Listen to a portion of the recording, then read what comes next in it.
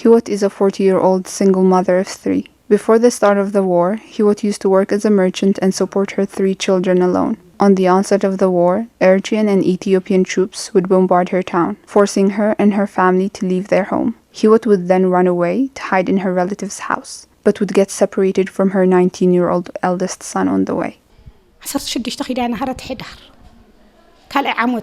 It was on the 25th of November. It's been almost 2 years. They came to our area from 2 sides. Abiy's soldiers on one side and Isaias's on the other. When they came, we fled to the wilderness. I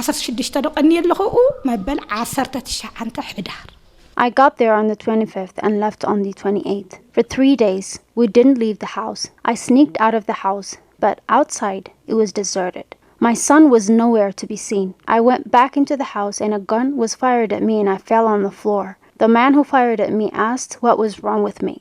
I told him I had lost my son and that I was looking for him. He asked me whether I was a spy. I told him I was not, and that I was simply looking for my son. He said he was suspicious of me and took me with him. The Eritrean soldier would later take Hiwot to a military camp where she would witness the body of her son and her neighbors lying on the ground.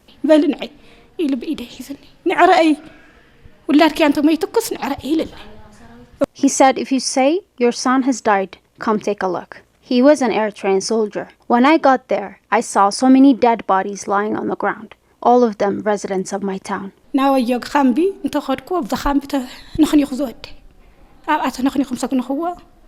I saw my son's body. I screamed, and he hit me on the back of my head with his rifle. I fell on top of my son's body, and 2 of my front teeth fell out. I asked the soldier to kill me. I told him I didn't have a reason to live anymore. He wouldn't spare me a bullet. I saw even more bodies lying on the ground. All were from my town. I screamed even more. I saw my neighbor with 2 of her children lying there. Hiwot's agony would not end here. She says she was dragged away by Ethiopian soldiers moments after seeing her young son's body. She would then be held in sexual slavery and then gang raped for days, while being accused of being a junta. Then Amharic-speaking soldiers came. 7 of them dragged me away and raped me multiple times. I was not aware of what was happening to me. I was crying after seeing my son's body. I don't remember well, but after some days, they dragged me away and left me at my house.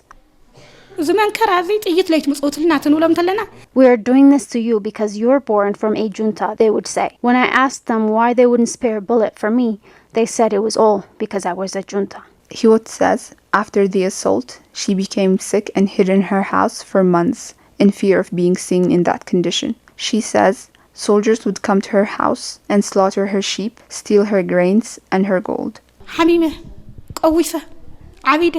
I became sick and mentally unstable. I locked myself inside the house for fear of people seeing my condition. On top of that, the soldiers would come to my house and slaughter my sheep, steal my grains and my gold, and continue to assault me. Justice is yet to be served for tens of thousands of women like Hiwot, who have been doubly victimized as they have been subjected to sexual violence and their family members killed with impunity.